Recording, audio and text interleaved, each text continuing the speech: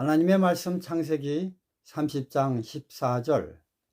맥추 때에 루벤이 나가서 들에서 합 한 채를 얻어 어미 레아에게 드렸더니 라헬이 레아에게 이르되 형의 아들의 합 한 채를 청구하노라.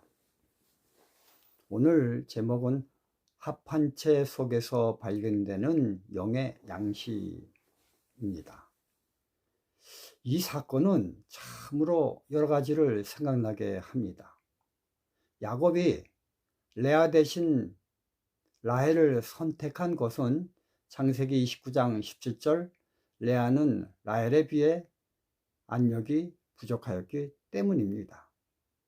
여기서 말하는 안력은 히브리어로 아인인데요. 이 뜻은 눈, 또 샘, 스프링, 아니면 샘물, 이런 뜻입니다. 이 말은 이렇게 직역을 하면요, 눈의 시력을 말하는데, 그러나 여기서의 그 아이는요, 눈 자체 이상의 것을 암시하고 있습니다. 구약 성경에서 이 단어는 약 900회 나오는데요, 대부분 샘을 뜻하는 아인과 함께 나옵니다. 그러므로 전체적인 뜻은 샘의 근원이 약하여 물줄기가 매우 적은 것을 뜻합니다.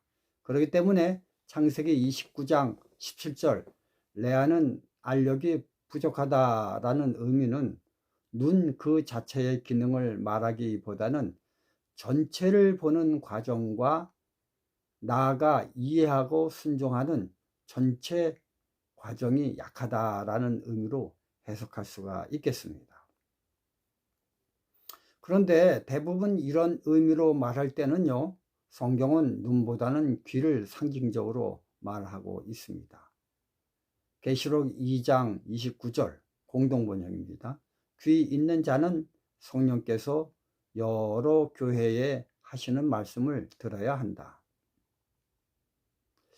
그러나 여기서 귀 대신 눈으로 표현한 것은 눈은 지식, 성격, 태도, 성향, 견해, 열정 및 반응을 표현하는 것을 볼 때에 레아는 인간의 내적 생각의 깊이가 떨어짐을 야곱에 꼬집어서 말하고 있음을 보게 됩니다.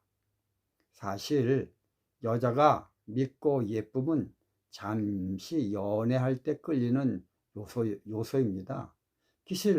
길고 긴 결혼 생활 속에서는요, 인간의 내적 생각의 깊이가 더 삶의 에너지를 충전시키고 있습니다.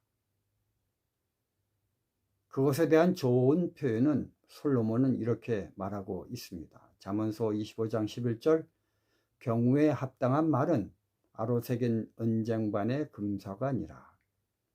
솔로몬은 사회적 생활과 인간관계에 있어서 지혜 있는 말은 정말 금사과처럼 매우 값진 역할을 함을 그 많은 여인들과 함께 살면서 체험적으로 알았습니다.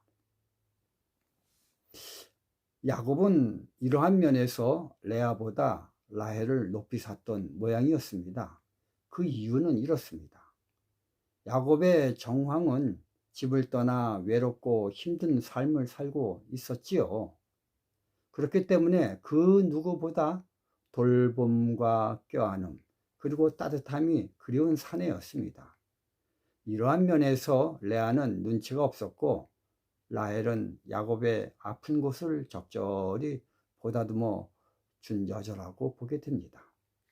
그러나 비록 인간의 태생의 이런 면에서 레아는 라헬보다 부족하였지만 신앙적 면에선 레아는 라헬보다 월등 나았습니다. 여자로서의 따사로운 손길과 모성애는 부족하였지만 레아는 우직하고 거칠지만 하나님을 향한 믿음은 강했음을 성경 전반에 흐르는 내용을 통해 엿볼 수가 있습니다. 반면에 라헬은 야곱을 대하는 면에선 레아보다 월등 강하였지만 하나님을 향한 신뢰는 레아보다 약하였습니다. 저는 그것을 어디서 찾아볼 수 있었느냐면요, 오늘의 성경절인 합한채를 강하게 요구하는 라헬을 보면서 느꼈습니다. 이 말씀을 공동 번역은 이렇게 번역을 하고 있습니다. 보리를 거둘 때가 되어 루벤이 밭에 나갔다가 자기나무를 발견하여 어머니 레아에게 갖다 드렸다. 라헬이 이것을 보고 레아에게 졸라댔다. 언니, 아들이 캐어온 자기나무를 좀 나누어 주구려. 여러분, 여기서 자기나무는 두다임이라는 히브리어인데요, 임신 촉진제임을 저는 생물도감을 참고해서 알게 되었습니다. 그런데 레아는 아들을 계속 낳는 반면 라헬은 못 낳는 것은 그 어떤 방법이나 육체적 약함이 아니라 창세기 29장 31절에 여호와께서 레아에게 총이 없음을 보시고 그의 태를 여셨으나 라헬은 무자하였더라 해서 보듯이 하나님이 의도적으로 레아의 태는 열어주셨고 라헬은 닫으신 것을 보게 됩니다. 그러므로 라헬이 아들을 낳기 위해서는요, 그 근본 이유가 뭔지를 파헤쳐야 되었습니다. 그러나 라헬은 하나님께 철저하게 굴복하고 간구하기보다는 다른 방법을 썼습니다. 첫째, 남편 야곱에게 문제가 있다고 보고 야곱에게 이르되 나로 자식을 낳게 하라.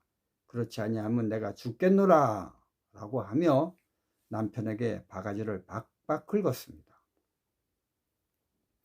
둘째는 나의 여종 빌하에게로 들어가라고 하는 무서운 방법까지 고안해 냈습니다. 셋째는 합한채인 임신 촉진제 약물에 의지하였습니다. 이것을 볼 때 라헬은 신앙으로 이 문제를 극복하는 것보다 인간적 방법을 더 선호한 것을 알게 됩니다. 창세기 31장 19절 35절 때에 라반이 양털을 깎으러 갔으므로 라헬은 그 아비의 드라빔을 도적질하고 라헬이 그 드라빔을 가져 약대 안장 아래에 넣고 그 위에 앉은지라 라반이 그 장막에서 찾다가 얻지 못하매 라헬이 그 아비에게 이르되 마침 경수가 나므로 일어나서 영접할 수 없사오니 내 주는 노하지 마소서 하니라. 라반이 그 드라빔을 두루 찾다가 얻지 못한지라. 여러분, 제산의 불어남은 하나님의 손에 달려있지 결코 우상인 드라빔에게 있는 것이 아닙니다. 그러나 라헬은 그렇게 생각하곤 아비 집의 드라빔을 훔쳐 가져오므로 아비 집의 흥황의 기세가 야곱의 집으로 옮기길 마음속으로 간절히 바라는 것을 보게 됩니다. 여러분, 교회를 다닌다고 하면서 막상 인생의 어려움을 당하게 되면 야복 나루토의 야곱처럼 철저하게 하나님과 씨름하기보다는 온갖 인간적 해결 방법을 찾아 나서는 라헬과 같은 신앙인을 보게 됩니다. 그것의 대표적인 인물을 성경은 라헬을 통해 알려주고 있습니다. 그에 반해 인간적 안목은 부족하고 여성스러운 총명은 라헬보다 부족하지만 하나님을 신뢰하는 우직함은 레아가 라헬보다 낫습니다. 저는 그것을 어떻게 짐작할 수 있냐면 창세기 30장 9절 레아가 자기의 생산이 멈춤을 알았다. 여자로서 자기 몸의 상태를 체크해 봄으로 자기가 이제는 더 이상 임신할 수 없는 상태가 됨을 발견한 것을 말하고 있습니다. 아마 월경이 멈춤을 이렇게 묘사한 것 같습니다. 그때 큰아들 루벤은 엄마의 신체 변화를 알고 엄마를 측은히 여겨 들에서 합한채를 얻어 가지고 왔습니다. 이런 것을 목격한 라헬이 그 합한채를 요구합니다. 이때 레아는 생물학적 인간의 몸 상태를 과학적인 약물 요법에 의거하지 아니하고 전지전능한 하나님의 손이 더 능력 있음을 믿음으로 확신하고 과감하게 합한채를 포기를 합니다. 이런 선택에 대해 하나님은 보상해 주시는 것이 다음 성경절에 나오는데요. 하나님이 레아를 들으셨으므로 그가 잉태하여 다섯째 아들을 야곱에게 낳은지라. 17절입니다. 여기서 나오는 들으셨으므로, 이 성경절에 주의를 기울여 보시기 바랍니다. 이 절은 매우 중요합니다. 하나님이 레아의 무엇을 들으셨습니까? 바로 인간적 방법을 선택하는 라헬보다 자기 몸에 월경이 멈춘 것을 보았음에도 불구하고 능력의 하나님을 신뢰한 레아의 믿음을 보았음을 말하고 있지 않겠습니까? 레아가 다시 잉태하여 여섯째 아들을 야곱에게 낳은지라. 레아가 가로되 하나님이 내게 후한 선물을 주시는도다. 10절, 19절, 20절입니다. 정말 하나님은 자기의 신체적 불가능 가운데에서도 굳게 믿은 레아에게 정말 후한 선물을 주시는 것을 우린 성경을 통해서 봅니다. 이 말씀을 보면서 우린 용기를 얻어야 되겠습니다. 평범한 우리는 라헬처럼 상위 1%에 속하는 다재다능하고 아름다움을 타고난 미인이 아닐지라도 좀 세상에서 뒤떨어지고 모자라도 우직하게 하나님의 능력을 믿기만 하면 하나님이 그 어떤 세상의 능력자보다 훨씬 높게 우리에게 선물을 주심을 깨닫게 됩니다. 나중에 이러한 모든 과정을 눈으로 목격한 라헬은 뒤늦게 인간적 방법과 과학의 파워가 있는 것이 아니라 하나님의 손에 능력이 있음을 레아를 통해 깨달음으로 라헬 그녀도 레아를 따라 하나님의 손 안에 있는 복을 간구하는 여인으로 바뀌게 됩니다. 이렇게 내가 상상할 수 있게끔 성령께서는 하나님의 말씀을 내게 깨우쳐 주시는 말씀이 있습니다. 창세기 30장 22, 23절. 하나님이 라헬을 생각하신지라. 하나님이 그를 들으시고 그 태를 여신고로 그가 잉태하여 아들을 낳고 가로되 하나님이 나의 부끄러움을 씻으셨다. 여러분, 라헬이 말한 나의 부끄러움이 뭡니까? 그건 바로 평소에 자기는 모든 면에서 레아보다 월등하기 때문에 레아를 이기는 것은 식은 죽 먹기 같다고 생각하였는데 결과를 보면 언제나 승리한 쪽은 총명하고 아름다운 자기가 아니라 레아임을 발견한 것입니다.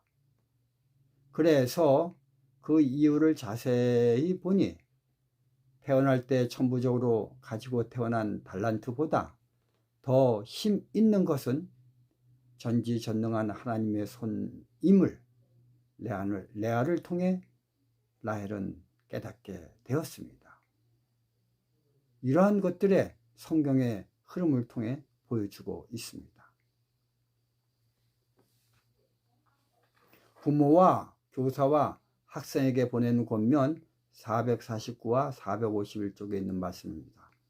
부지런히 성경을 연구하면 지식과 분별력이 계속 쌓인다. 그들의 지성은 고상한 주제들을 헤아리며 영원한 실체에 관한 진리를 붙잡는다. 그들은 바른 동기에 따라 행동한다. 그들은 감화력이라는 달란트를 활용해 사람들이 하나님께 받은 책임을 더 완벽히 깨닫도록 돕는다. 자신이 받은 복을 남에게 나눠주는 노력에 성공이 따르는 모습을 보면서 그들의 마음은 기쁨의 샘이 된다. 여러분, 정말 하나님은 세미한 음성으로 말씀하고 계십니다. 그렇기 때문에 말씀을 연구할 때 주변의 고요함이 깃들 때 온 신경을 다 집중하여 말씀에 집중해야 됩니다. 그럴 때 성령님이 갈급한 심령 속에 세미한 음성으로 성경을 깊게 이해할 수 있게 알려주십니다. 여러분, 성도가 이 세상에서 받을 수 있는 최고의 복은 뭡니까?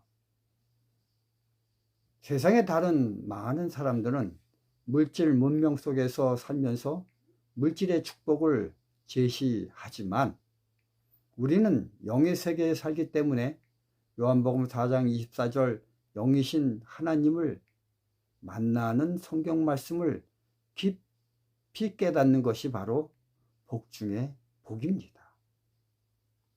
요한복음 6장 27절 썩는 양식을 위하여 일하지 말고 영생하도록 있는 양식을 위하여 하라. 이 양식은 인자가 너희에게 준다. 여러분, 성경의 족보를 보면요, 라헬이 아닌 레아의 후손에서 레위, 유다, 모세, 다윗, 솔로몬, 예수님이 나온 것을 보고 저는 깜짝 놀랐습니다. 감사합니다.